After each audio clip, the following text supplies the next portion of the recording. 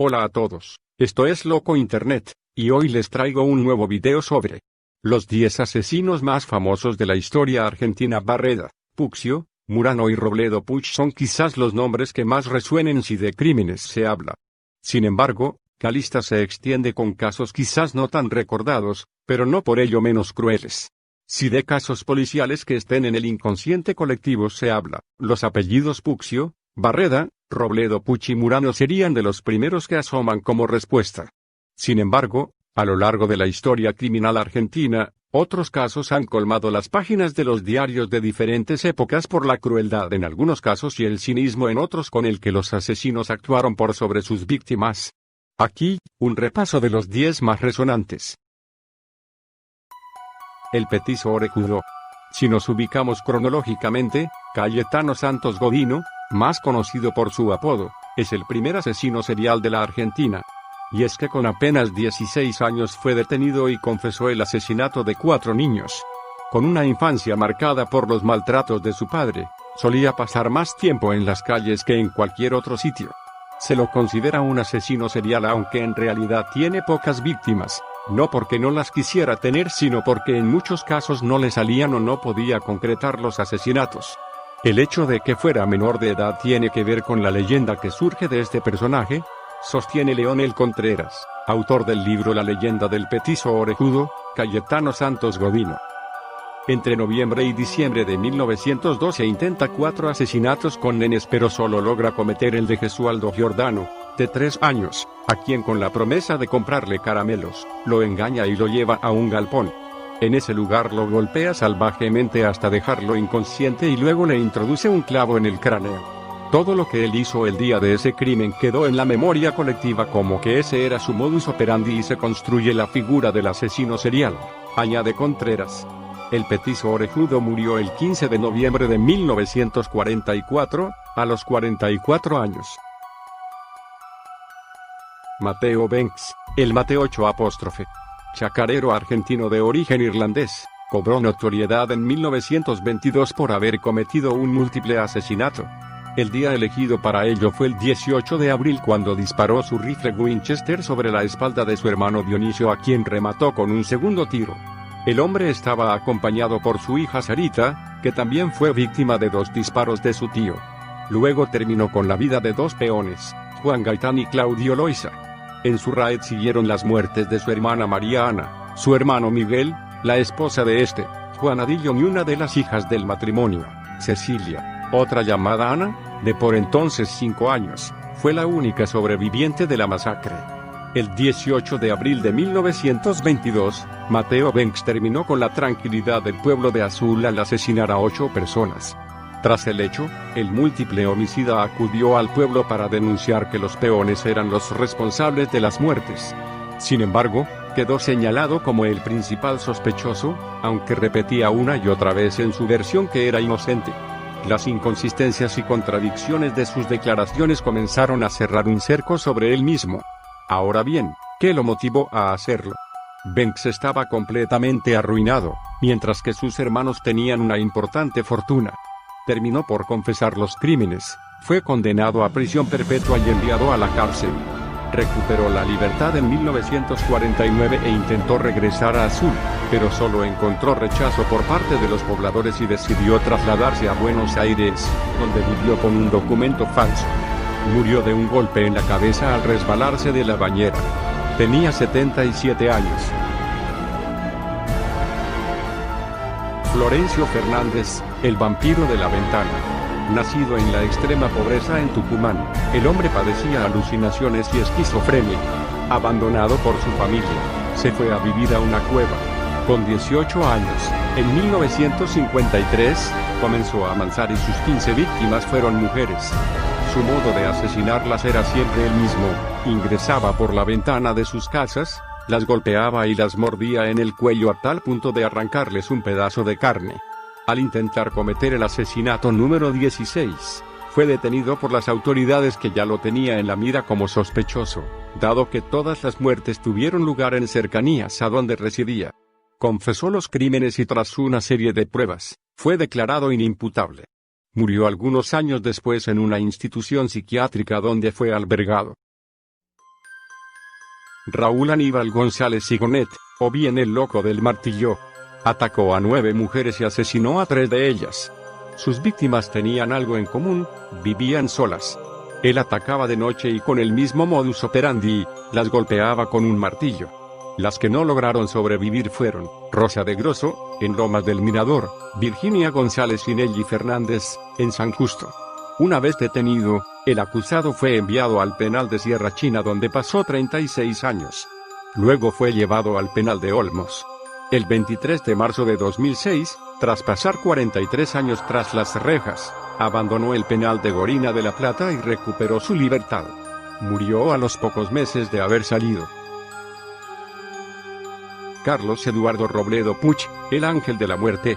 Con su vida llevada al cine recientemente, la historia de este asesino serial volvió a resurgir.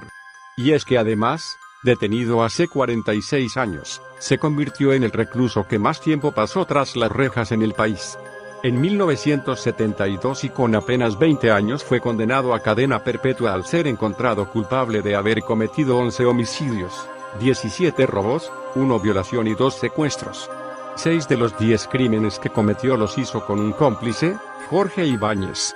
Sus víctimas fueron el sereno de un boliche de Olivos, Manuel Godoy; el encargado de local, Pedro Mastronardi; José Bianchi, sereno de una casa de repuestos de Vicente López, que fue ejecutado a tiros mientras que su esposa fue herida a balazos y violada; Juan Scatone, cuidador de un supermercado; Virginia Rodríguez, raptada, violada y ejecutada a tiros a la vera de la Panamericana; y Ana María Dinardo, que corrió la misma suerte. En agosto del 71, Ibáñez murió en un presunto accidente automovilístico que también involucró a Robledo Puch. Junto a un nuevo cómplice, Héctor Somoza, el ángel de la muerte asesinó a Raúl del Bene, guardia de un supermercado de Boulogne; a Juan Rosas, vigilador de una concesionaria de autos; Bienvenido Ferrini, sereno de agencia de autos; y Manuel Acevedo en una ferretería. Tras una pelea, Puch mató con un soplete a Somoza. Ese mismo día la policía lo detuvo y desde allí permanece preso. Fue juzgado y condenado en 1980 a reclusión perpetua por tiempo indeterminado, la pena máxima en Argentina. Y si bien intentó en reiteradas oportunidades conseguir su libertad, no lo logró. Francisco Antonio Laureana, el caníbal de San Isidro. Entre 1974 y 1975 violó y tuvo 13 víctimas fatales, entre mujeres y niñas. De profesión artesano, casado y con 3 hijos, solía aconsejarle a su esposa: no saques a los pibes a la calle porque andan muchos degenerados dando vueltas. Atacaba a aquellas que tomaban sol en los chalets o que se encontraban en cercanías a algún baldío. Las violaba, estrangulaba y les arrancaba partes del cuerpo a mordiscones. Todas compartían ciertos rasgos: eran jóvenes, bonitas y rubias. Mataba por placer, como el petizo orejudo o Robledo Puch. Eso es típico de un asesino en serie que considera que los humanos son un objeto de su propiedad, sus piezas privadas. Sentía excitación cuando mataba sin piedad. Con su fuerza bestial deshacía los cuellos. Es del tipo de asesinos predadores, manifestó durante un reportaje con Perfil en 2007, el forense Osvaldo Raffo, quien investigó el caso, el cual ocupó gran espacio en las páginas policiales de esa época, aunque en noviembre de 1972 perdió peso mediático por el regreso de Juan Domingo Perón al país, tras su exilio. Laureana murió en un enfrentamiento policial en 1975. María de las Mercedes Bernardina Boya Ponte de Murano, conocida como Yilla Murano, o bien, la envenenadora de Montserrat. Ocurre que este apodo se lo ganó al ser condenada por asesinar a 2 amigas y a una prima segunda, a quienes mató para no devolverles una importante cantidad de dinero que las víctimas le habían entregado, ya que ella les prometió que multiplicaría esa plata. Sencillamente, para librarse de esa deuda las asesinó. ¿Cómo? Se dice que con veneno que ella colocaba en las masas finas con las que agasajaba a sus invitadas. Algo que la acusada siempre negó. En una entrevista con Perfil, en abril de 2008, Yilla negaba los crímenes que se le adjudicaban al indicar: yo no maté. Lo juro por mi único hijo. Mi familia siempre estuvo a mi lado. Si ellos hubiesen creído todo lo que se dijo, me habrían abandonado. Si tengo muertes en mi haber, sí, 2. Ellos no aguantaron mi detención y murieron cuando estaba presa. Son mi madre y mi primer marido. Martín Murano, su hijo, confirmó que su madre falleció sola en un geriátrico del barrio Belgrano en 2014. Su muerte pasó desapercibida. Arquímedes Puccio, el líder del clan, fue el cabecilla de una banda, la cual conformaban también sus hijos, Alejandro y Daniel, el militar retirado Rodolfo Franco, Guillermo Fernández Laborde y Roberto Oscar Díaz. Se los acusó de secuestrar y asesinar a dos rugbyers, Ricardo Manoukian y Eduardo Aulet, a pesar de que habían pagado su rescate, de matar al empresario Emilio Naum al tratar de capturarlo y de mantener cautiva a Nérida Bollini de Prado durante 31 días en la casa de los Puccio, en San Isidro.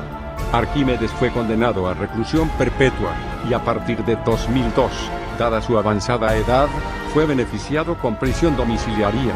Sin embargo, en 2004 lo enviaron a una cárcel de La Pampa luego de que se comprobó que salía de su casa. Durante su detención, se recibió de abogado. Para 2008 recibió la libertad condicional y fijó domicilio en una vivienda del barrio El Molino de General Pico, donde falleció el 3 de mayo de 2013 a causa de un asma. Tenía 83 años. Barreda, el cuádruple femicida. Ricardo Barreda asesinó el 15 de noviembre de 1992 a su esposa, sus dos hijas y su suegra, en la casona en la que toda la familia vivía en la ciudad de La Plata.